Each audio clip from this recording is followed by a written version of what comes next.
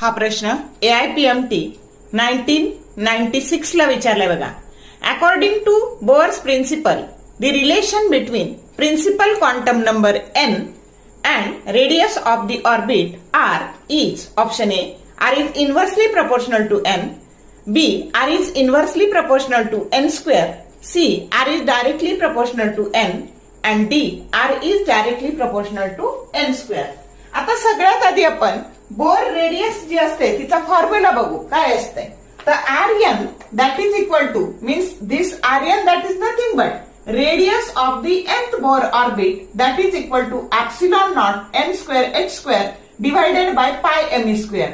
आणि मग इथं बाकीचे जर सगळे कॉन्स्टंट आहेत तर Rn is directly proportional to the n square where n is the principal quantum number की जो करेक्ट ऑप्शन डी आहे.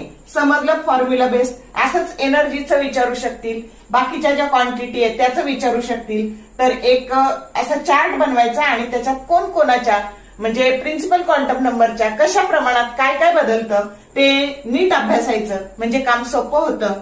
तर शॉर्ट व्हिडिओ आवडले लाईक करा, शेअर करा, कमेंट करा.